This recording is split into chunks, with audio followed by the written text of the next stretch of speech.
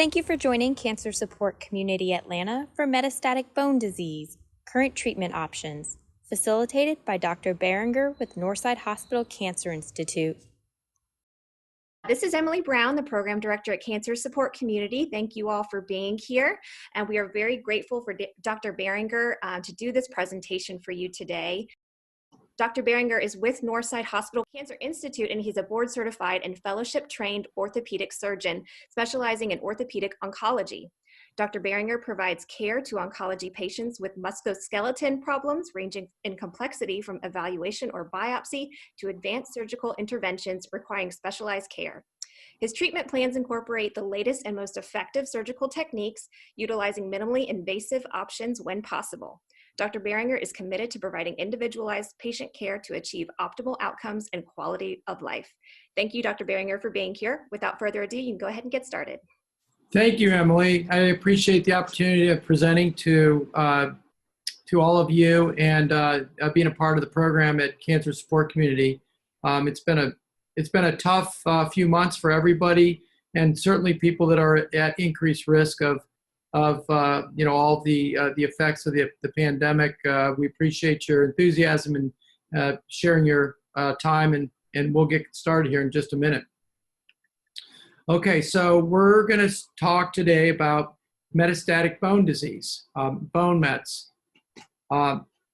It's the third most common site for metastatic cancer. So many types of cancer are associated with small lesions of the bone and sometimes very significant, numerous mets or deposits of tumor that is spread from a primary site to the bone. There are over 400,000 people in the U.S. that are living with metastatic bone disease, and the prognosis for persons that have metastatic disease is better than it ever has been, owing to a number of treatments that we'll discuss today.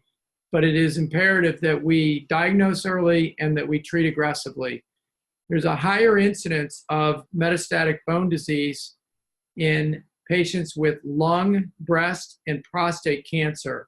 It's very common that among these cancers, over 70% of patients with breast and prostate cancer have some evidence of metastatic disease throughout the course of their lives. It isn't always clinically evident. It could be picked up incidentally, but it is true that metastatic disease is very common.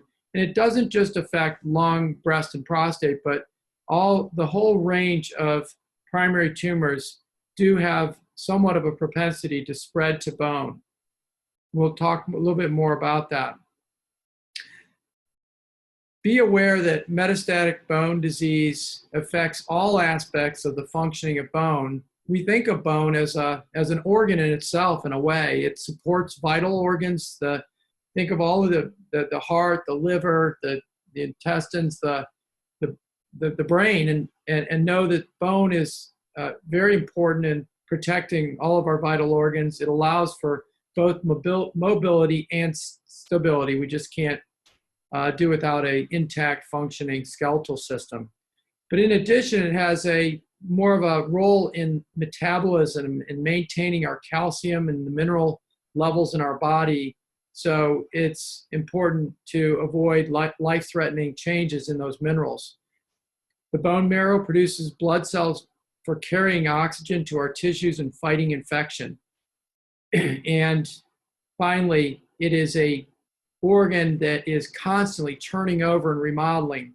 We think of bone sometimes as static and that it's hard, so we think of it as not changing, but it in fact does. During the course of our adult lives, the bone is turning over and remodeling multiple times. So we know that it's particularly vulnerable to systemic problems such as cancer that can alter that turnover process. So we've got to be aware of that. So what are bone mets? Bone mets are when cancer from a primary site, say the breast or the prostate, the thyroid, wherever, that it spreads from that site and finds itself in bone. It always results in abnormal bone in a focal area, and it weakens bone. Owing to the proximity of the large blood vessels in the circulatory system, the spine and the pelvis, as well as the femur, are the most common sites where we'll find metastatic disease. But it can be found anywhere from the top of the head to the toe, the fingertips, the distal extremities.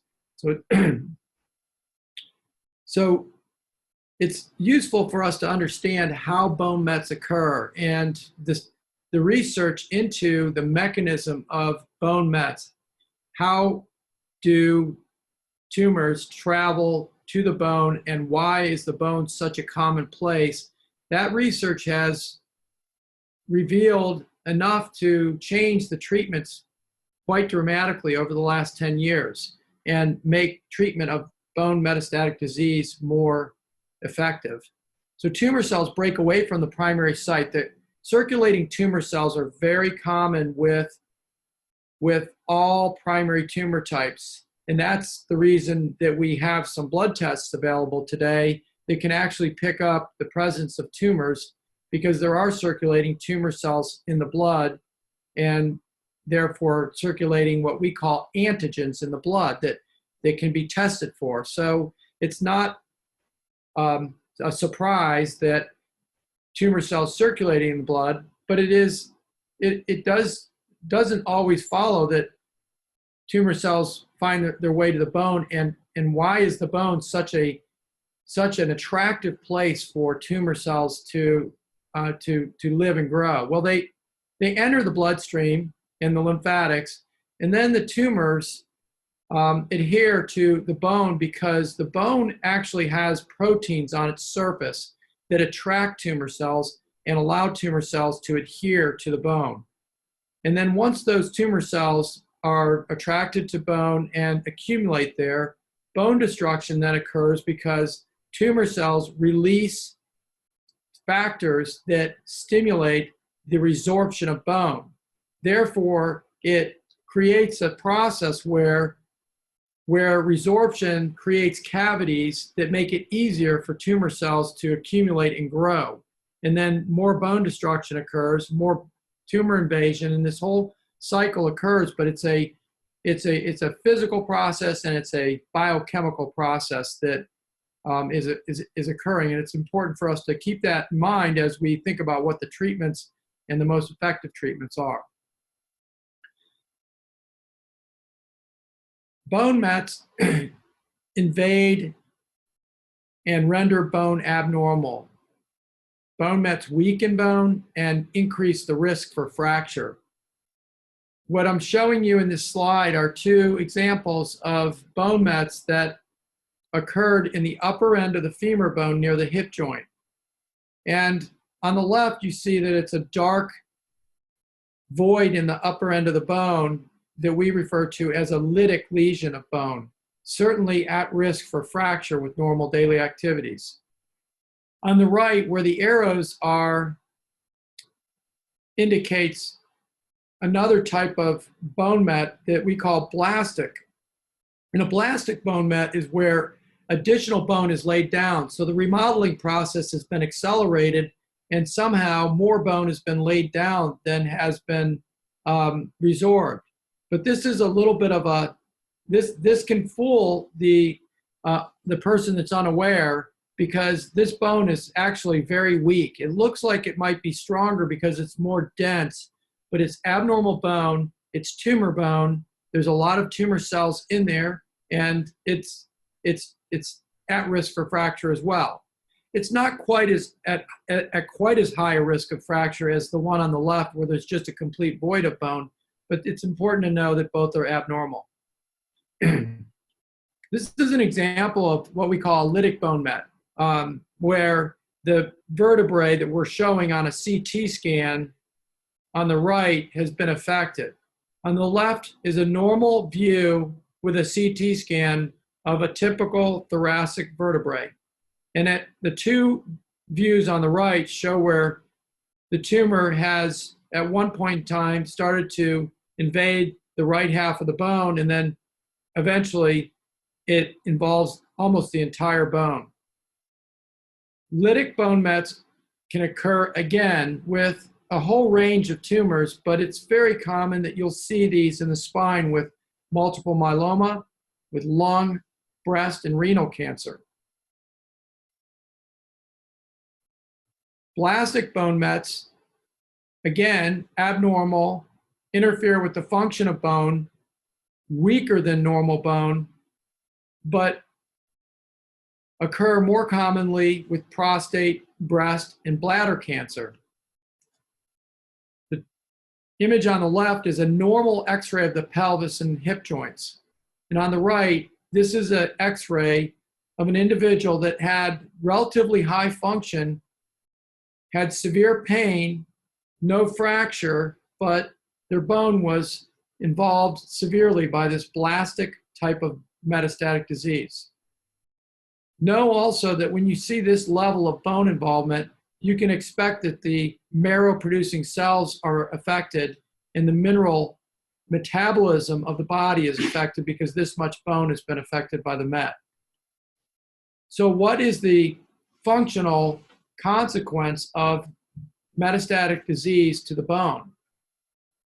What we refer to in orthopedic oncology and across the field of oncology is skeletal-related events. With bone mets, there's always a risk for skeletal-related events.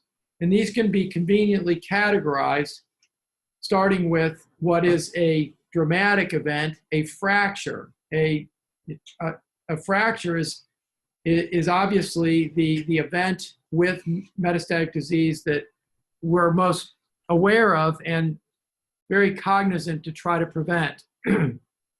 Hypercalcemia is a word for increased levels of calcium. When the bone tumor affects the bone, it's causing resorption of bone. And as that bone resorbs and dissolves, so to speak, it releases calcium. And the body's calcium metabolism just can't keep up with it. So there are a small percentage of patients that run into trouble with high calcium levels. Nerve compression by either the growth of the tumor or by a fracture associated with tumor growth can be a devastating problem, especially if it involves the spinal cord. So there are patients that we see in our tumor board and our multidisciplinary conferences on a weekly and monthly basis that are at risk for compression fractures with spinal cord involvement. And this is a orthopedic or spine surgery urgency in some cases. And we'll discuss a little bit more about how that's treated.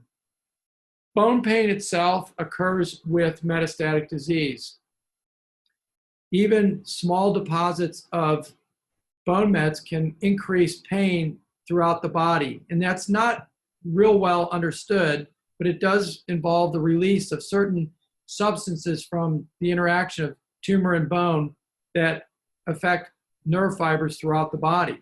So bone pain is something that we're very aggressive about managing with the target of an increased quality of life. And then finally, if somebody needs surgery and or radiation for bone mets, that's considered a skeletal related event. So we're going to really focus on avoiding any dramatic loss in quality of life, and certainly realize that fractures themselves increase our chance of mortality from metastatic disease. So we're going to be very focused on not only just maintaining bone health, but preventing fracture. What portends a better prognosis with bone metastatic disease? Well, there are some things that are relatively good news with a diagnosis of metastatic bone disease. And one of them is if bone is the only location where the tumor has spread. So if you have, for example, breast or prostate cancer and it's spread to bone but nowhere else, then that's a relatively good sign, especially if breast cancer has spread to bone only. There's a kind of a different category of disease there because it hasn't affected some of the more vital organs. If the bone met is one single met or very few, that is a better prognosis in all respects than if there's diffuse mets throughout the skeleton. If a metastatic lesion has developed after a long interval from the time of the initial diagnosis, and we do see this often, that is a relatively good prognosis for a less aggressive form of tumor. It's not always the case. Sometimes a new tumor can develop in the bone after 10 years, and a biopsy reveals that it is actually mutated, and it's a different type of tumor than the original one. But, with the caveats aside, the amount of time that goes by from the diagnosis of the primary tumor until a diagnosis of bone mets is relatively good prognosis. And then finally, as some of you may be very aware of, receptor status in some tumors, especially breast and prostate, is a indicator of a better prognosis, a positive receptor status. And we can discuss that. And we can even, if there are any questions or concerns about that, we can talk about them later. So what are the circumstances in which bone mets are discovered? There's a number of different scenarios. Well, obviously, at the time of diagnosis, people are often, or at least some of the time, diagnosed with bone mets with a cancer screening test that also reveals, for example, a lung cancer that also catches a part of the spine where there's a tumor in the spine as well. You can be diagnosed at the time of cancer screening. It can be identified after the diagnosis of a primary tumor, but during staging studies. In other words, a bone scan or a PET-CT scan that can identify a distant point of spread in the bone when we're trying to determine the full extent of the disease. The third way that bone mets are discovered is through a new evaluation of a patient with known disease that has back, pelvic, maybe leg pain, and focal imaging tests reveal that there's something abnormal, and a workup reveals a metastatic disease. And then finally, there's patients that either incidentally or due to pain with no diagnosis of tumor at all have a new bone lesion. And it's these patients that we have to be very careful and incorporate a multidisciplinary approach, as we do at Northside Cancer Institute, around imaging, discussion, biopsy, and then ultimately planning for the appropriate treatment. So the imaging that we do for these and the diagnostic strategy certainly depends on these circumstances. The imaging studies that we incorporate depend. We might use a PET-CT or just a plain CT in some circumstances, or we might use a bone scan, an MRI, or just an X-ray in other circumstances. So what we do depends on our discussion with our colleagues and what our suspicion is and the exact circumstances of the patient. A PET-CT is an imaging study that incorporates both a CT with an integrated nuclear medicine test. And both of these are incorporated in a way that you can see them together. And it is used to stage many types of tumors, and it's very, very sensitive for bone mets. It's good for following the progress of tumors after treatment as well. But it's not a real frequent test. It's exceedingly expensive. It takes effort to get the insurance companies to agree to the test. And so it's not used as a convenient or routine test. Bone scans are likewise sensitive for most tumors. They're not as sensitive as PET scans because bone scans indicate bone turnover, whereas PET scans indicate purely biologic activity. And there's a big difference in terms of its sensitivity in identifying tumors. So a bone scan, whereas a PET scan might identify multiple myeloma and all the spots that are affected by multiple myeloma, a bone scan may miss these tumors. And a bone scan may miss very fast-growing tumors because the tumor is growing faster than the bone can turn over. And so a PET scan would be would be superior to a bone scan in that regard. Likewise, a bone scan, while it's good for screening and it's good for a whole body screen, it does lack anatomic detail, so it's not very useful for planning next steps in surgery. CT scans are excellent in showing the anatomic detail of the bone.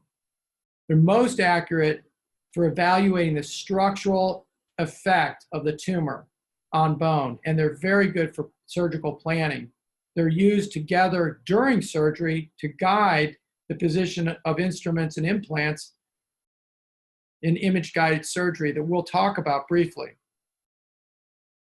X-ray, it would seem on first blush that X-ray is probably not very effective, that it's an old test and we don't get a lot of detail, but actually the thing about X-ray is that it's really convenient, it's inexpensive, it's not a high dose of radiation, and it does allow us to get a first blush of what's going on at the point of care. For us, I'm an orthopedic oncologist. In my office and in many orthopedic offices are X-ray machines that make it very easy to get a quick test and get an idea. We can also follow lesions that we're not super highly suspicious are going to fracture to see if there's any change in the appearance to avoid having to go through expensive or inconvenient testing.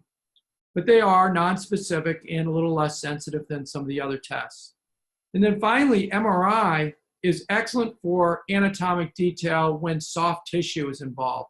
Many tumors have soft tissue extensions that we might not see, or they might involve or approximate nerves or blood vessels that we're not aware of until we get an image with an MRI. So these are very useful for evaluating specific sites and also for evaluating subtle changes over time. So in surveillance of tumor, they're very effective.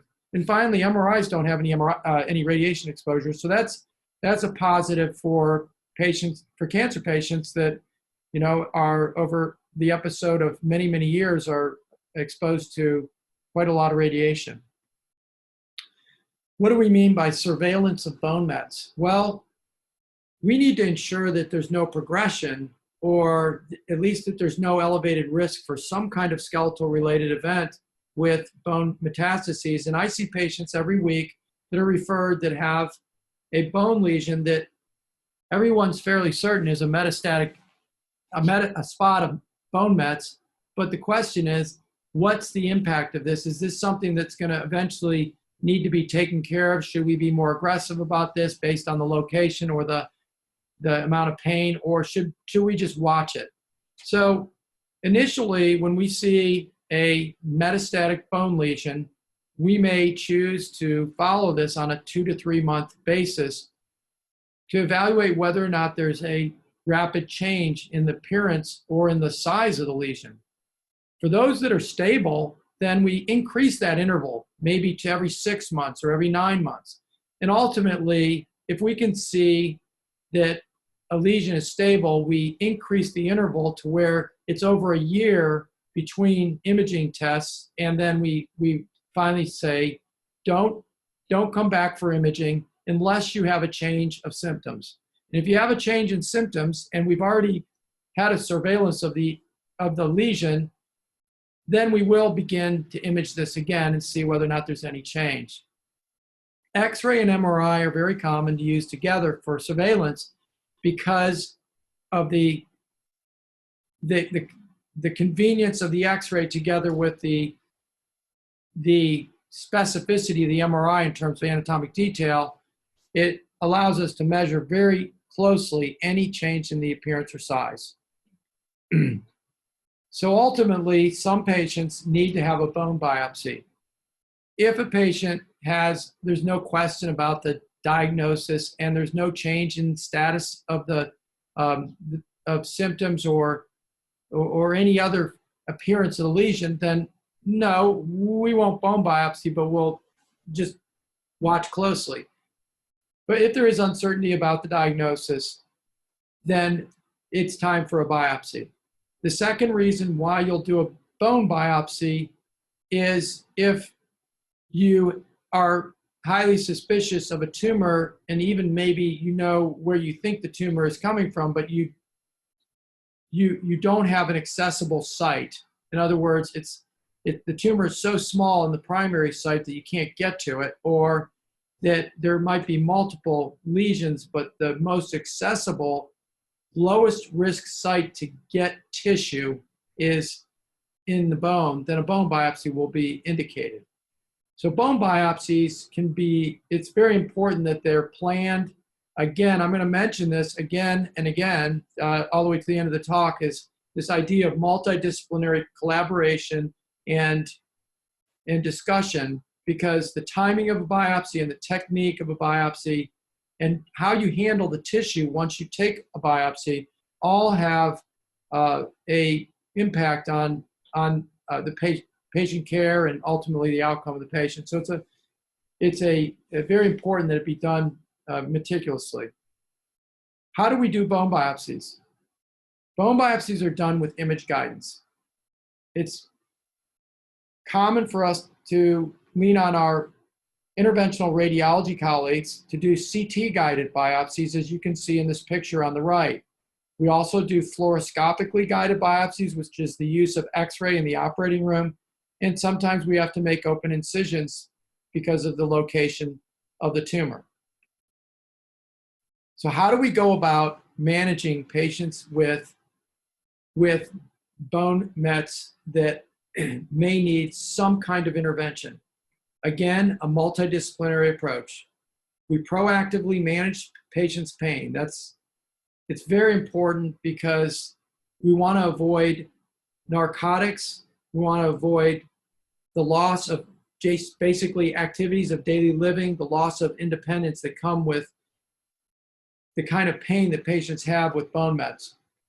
Secondly, we want to prevent fracture, preserve musculoskeletal function, and then control the extent of disease. The burden of tumor can get very large in the bones, and so it's important to achieve local control. And then there are circumstances, and it's unusual, but there are circumstances in which achieving cure is a realistic goal with bone mets.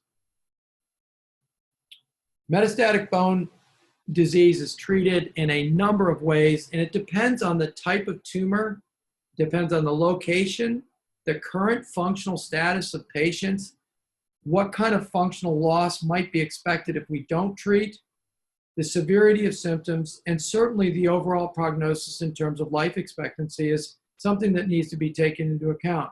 When we talk about multidisciplinary discussion of treatment for metastatic bone disease, we certainly include the patients in that, in the patients' families, and they give us a wealth of information to help guide the appropriate treatment.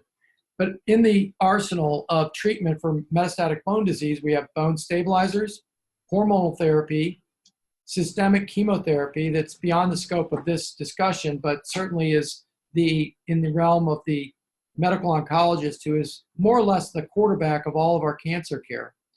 Radiation is either external radiation that's applied with the help of our highly specialized radiation oncologists, or radiopharmaceuticals that is an injection of a radioactive bone-seeking drug or mineral that is not very common. It does improve pain with widespread metastatic disease, but we won't talk much about radiopharmaceuticals. Finally, there's surgery for metastatic bone disease in a small percentage of cases, either minimally invasive procedures or surgery. So what are bone stabilizers? These are two broad categories of drugs, the bisphosphonates and denosumab. Bisphosphonates have been around a much longer period of time, and all of the bone stabilizers work to decrease pain, reduce fracture risk, and lower dangerous calcium levels. They both inhibit bone resorption and slow the rate of metastatic spread. They're best, or at least best studied for breast, prostate, myeloma, and lung cancer, but they're used for other tumors as well. There are complications with bone stabilizers. Osteonecrosis of the jaw is a complication that occurs between 2 and 4% of patients that use it over a long period of time, and it may require a prolonged episode of surgical care to manage it. So we watch closely for patients having any potential complications of that. Low calcium is a potential complication, but isn't very common. And then if patients take these drugs for 3 to 5 years or longer, there is a elevated risk of atypical femur fractures, but not one that seems to be enough to warrant not taking either one of the drugs. The bisphosphonates, for example, Zometa and Iridia, these mimic phosphate, one of the main minerals of bone. They interpose themselves in the bone and they stop bone turnover and therefore inhibit bone resorption. Bisphosphonates also have an added risk of about 7% renal toxicity, sometimes which is mild, but requires discontinuing the drug if that happens. Denosumab is a monoclonal antibody, and it works to inhibit bone resorption in quite a different mechanism than bisphosphonates. Typical drugs are Xgeva or Prolia. There is no renal toxicity, and it's a sub-Q injection, so it's pretty convenient. Hormonal therapy is effective only for selective breast and prostate cancers that have appropriate receptors that can be identified by biopsy and pathologic analysis. The estrogen receptor positive breast metastatic bone disease is obviously a candidate for hormonal therapy. Selective estrogen receptor modulators, aromatase inhibitors, and then a newer drug, fulvestrant, are all hormonal therapies that are used for this. They act over at least 6 weeks, so they're not effective for, say, a crisis of an impending pathologic fracture, but for long-term management and even for limiting the progression of disease, they've been outstanding drugs. And a similar hormonal therapy is available for prostate cancer, one called Lupron, another is Zoladex, and that is a type of blocker for the receptors. Radiation controls the extent of tumor for those tumors that are sensitive to radiation, which is most of the tumors that we encounter that metastasize to bone are sensitive to radiation. It's known to prevent fracture, control pain, and it's used for recurrent tumor or tumor that's been refractory to other systemic treatments. Radiation is typically not curative. It takes a couple of weeks for it to respond and to start to experience some of the improvement from radiation. It typically takes 10 treatments. Now, there are complications of radiation, including a host of skin reactions, some of which are very mild, but some can be more severe. Fracture is an actual complication, even though the idea is to prevent fracture. Sometimes, if a bone has not been stabilized surgically and it's radiated, it can go on to fracture. And unfortunately, fractures in bone that have been radiated are very difficult to heal without extensive surgery. So we try to make a good decision as to whether or not to fix or stabilize a bone before we apply radiation. And that, again, requires multidisciplinary discussion. Bone marrow suppression can occur with extensive radiation involving bone marrow in the bones that produce marrow cells. There can be radiation organ injury, and that's where the radiation oncologists are very careful about planning the radiation to avoid the GI tract and other tissues that are sensitive to injury. So when do we do surgery and why? Well, our surgical decisions are highly dependent on the prognosis of our patients and the stage of the tumor at the time that they're being evaluated, highly dependent on the current functional status. If a patient has multiple comorbidities, congestive heart failure, uncontrolled diabetes, and just doesn't do much in terms of the activity of daily living, it's a very different calculus than patients who are independent and require their independence to live. The extent of metastatic disease, single lesions versus multiple extensive disease, plays into our decision making and the risk for fracture or functional loss, and ultimately the pain level matters as well. Minimally invasive procedures have grown over the last 10 to 15 years and are very exciting approaches to bone metastases. CT-guided thermal ablation of tumor has grown in its acceptance of a pain control method and ultimately supporting the skeleton and preventing fracture. These can either be burned with radiofrequency energy or frozen with cryoablation. Very common to see this minimally invasive approach in the spine and the pelvis. It actually has the effect of killing the nerve endings for pain relief as well. These can be associated with cementation, meaning that the tumor is ablated with the radiofrequency probe, for example, and then a cement delivery vehicle is used to fill up the space, the void, and support the bone. Kyphoplasty is a long word to mean stabilizing the spine when a bone in the spine is collapsed or fractured as a result of a tumor. So if you have what's called a compression fracture, this diagram at the bottom shows where a device can be placed with image guidance to basically reestablish the normal alignment and height of the vertebrae through a high pressure balloon that then can be backfilled with cement to maintain it in that position. And that's been a very effective way to treat compression fractures, improve pain, and then prevent further fractures. Surgical bone stabilization is something I do in my practice relatively commonly for the appropriate patient. Patients that have impending fractures, they have severe pain or bone loss associated with a more commonly weight-bearing bones are patients that are good candidates for a good, fast recovery and functional improvement with this type of procedure. With the procedure on the left, it looks like there's quite an extensive surgery in it, and it's not insignificant, but it's actually a pretty small incision that's made at the top of that bone to admit the device down the shaft of the bone to splint it. So you can think of the device on the left as an internal splint. Other surgeries for metastatic bone disease include what we call curettage and cementation.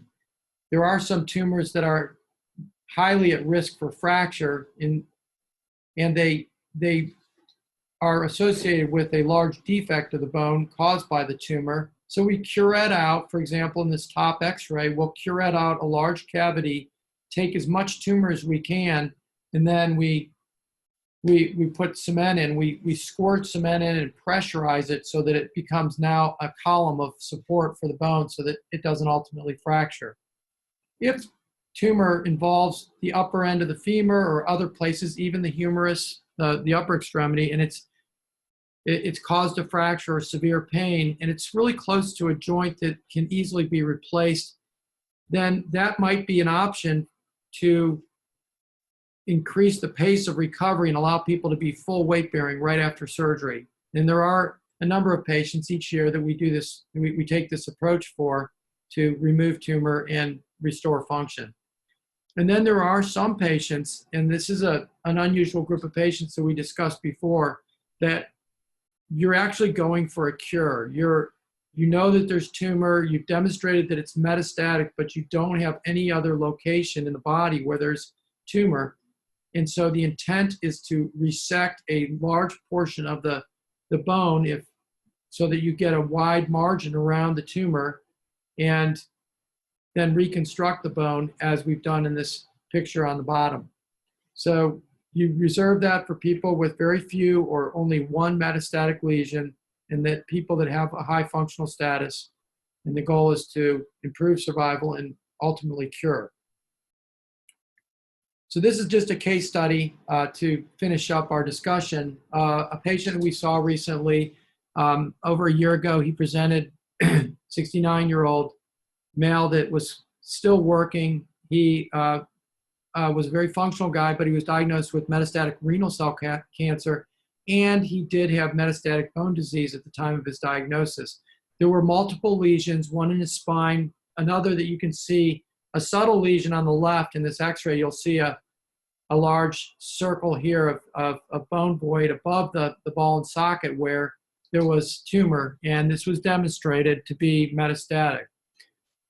Because he was diagnosed with metastatic disease at the same time that he had his primary tumor diagnosed, we were unaware of his prognosis, and the better treatment for him would be minimally invasive. And so he had a ablation of the tumor right above the ball and socket. You can see in the more purple diagram, a picture down below. And then this was backfilled with cement to support the bone. He went on to have systemic treatment with his oncologist that included chemotherapy and immunotherapy. He did very well. His response to his tumor was excellent, and yet he went on to severe pain. You can see the cause of which in the third x-ray from the left is a collapse of his femoral head due to the destructive effects of the tumor. And so he ultimately went on recently to have a total hip replacement that it was almost an outpatient, but because of his history of cancer, we wanted him to stay in and get anticoagulated to prevent blood clots. And he went home the next morning very satisfied with what we anticipate is a quick recovery. So this is just an example of how decision making is made.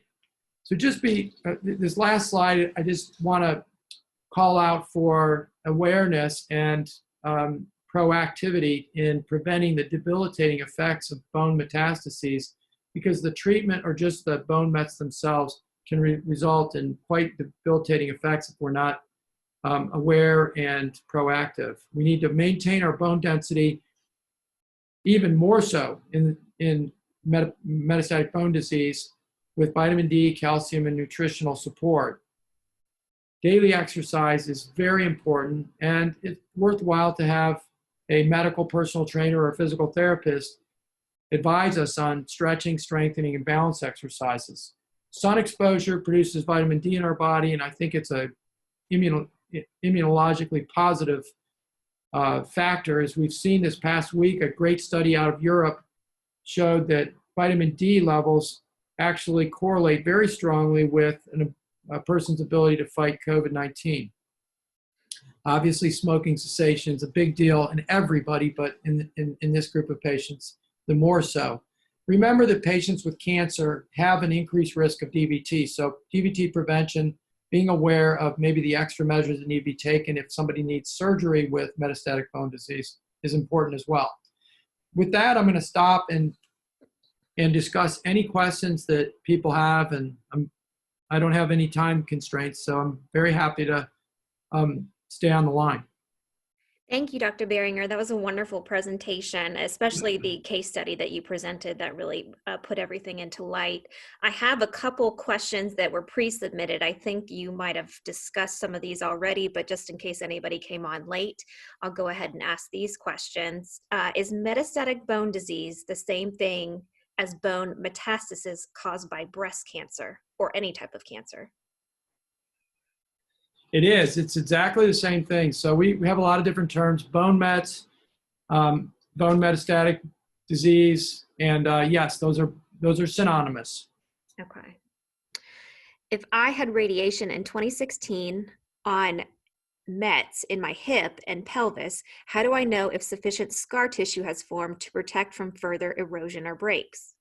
Well, that's a really good question. So if you've had okay, the question is, what's the surveillance strategy for me? And so I don't know the whole situation, so I won't make any, big assumptions. But once you've had radiation, it is worthwhile for there to be a period of surveillance. In other words, to evaluate it with at least X-ray, if not MRI, to compare with X-rays that were obtained before the radiation to see if anything has progressed or if the bone quality looks like it's satisfactory. Mm-hmm. Certainly, the lack of pain is, the goal, and if you don't have pain, certainly there isn't any emergency, but as a matter of just following that and kind of closing the book on that issue, I think that's worthwhile to get surveillance. Okay. When a patient is in remission with no evidence of disease, is there anything that can be done to repair the areas of the bone marrow that have been affected? So, yes, the body wants to heal itself, and living bone is, again, it's remodeling. Our remodeling process may be affected somewhat by either age, osteoporosis, or a history of metastatic bone disease, but the same principles apply in terms of exercise and nutrition that we just mentioned.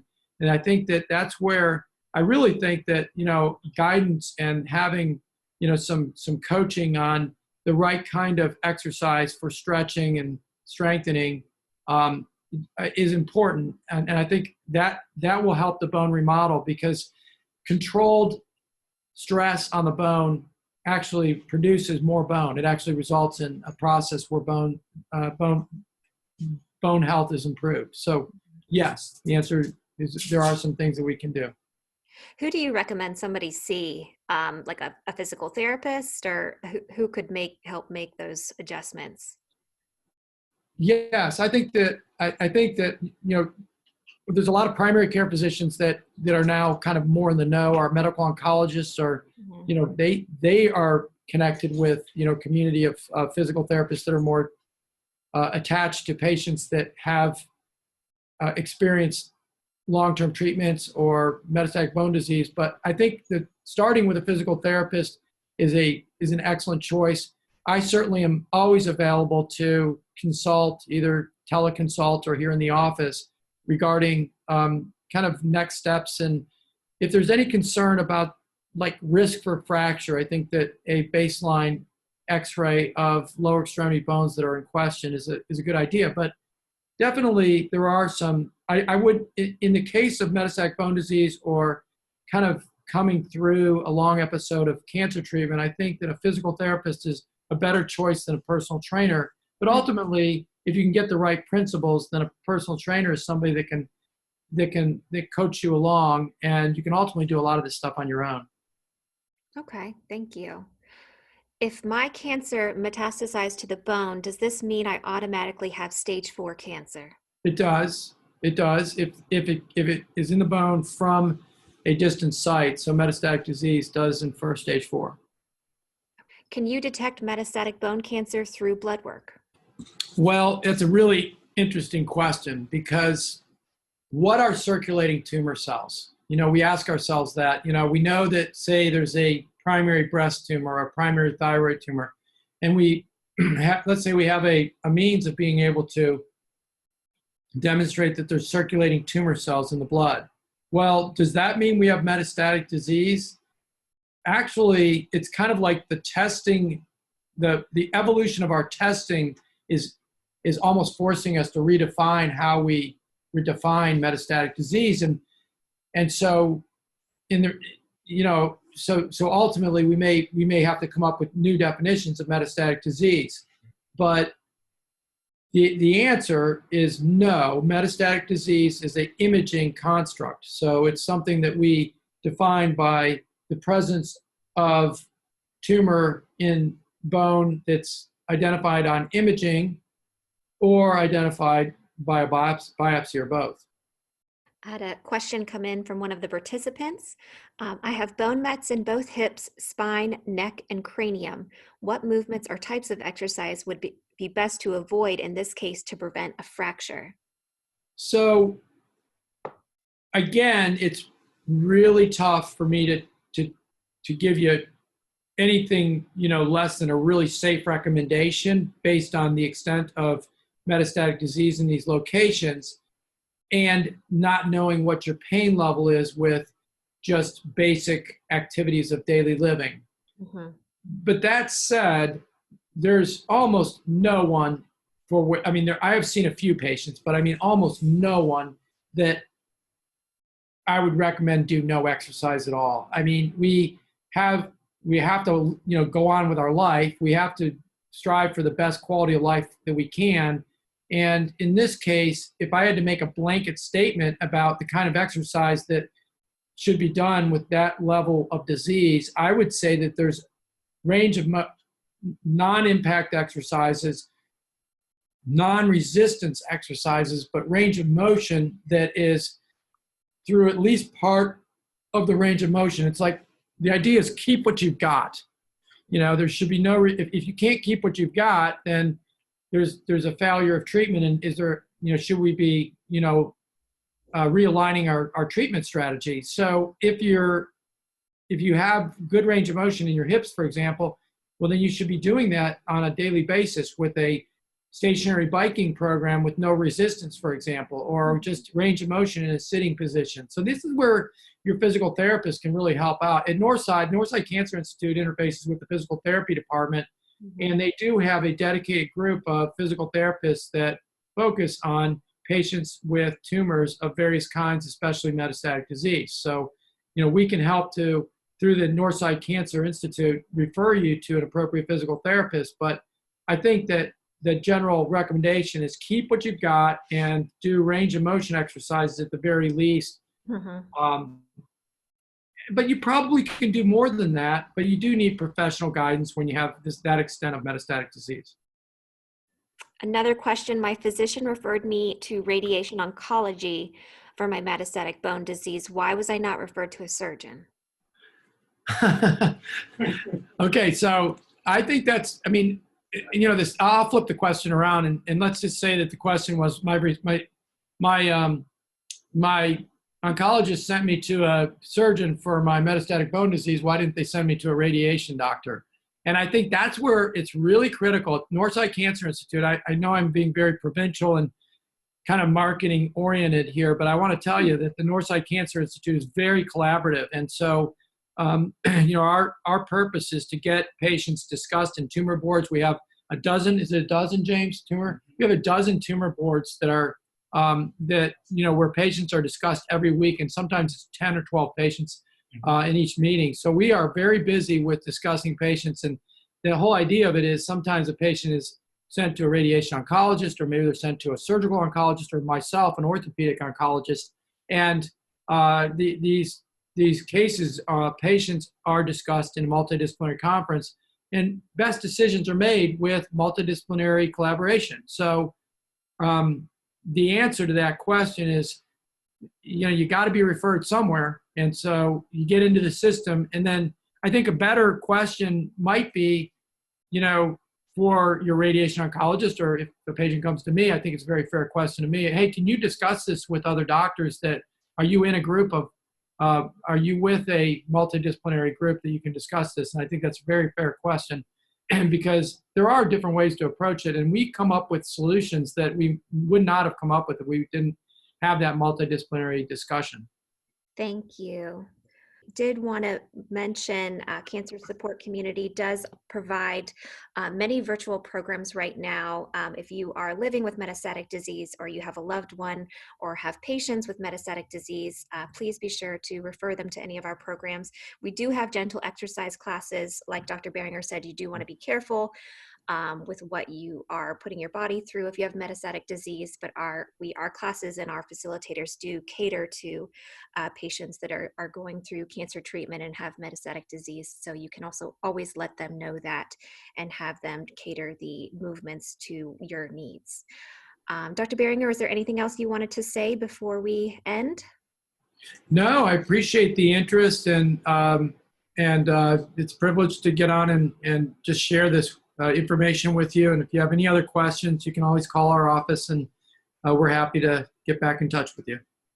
All right. Thank you so much. Thank you everyone for being here. We are continuing to offer education programs like this virtually during this pandemic. So if you have any interest in coming back to more of our programs, please email me at emily@cscatlanta.org, or you could also go on our website, cscatlanta.org, and learn about all the programs that we are offering. All right. Thank you again, Dr. Beringer. That was a wonderful presentation. Thank you. Thank you for joining Cancer Support Community Atlanta for this program. If you're interested in other live or recorded programs, please visit the online program tab of our website, cscatlanta.org. Or follow us on Facebook. We'll be sharing additional information on upcoming programs.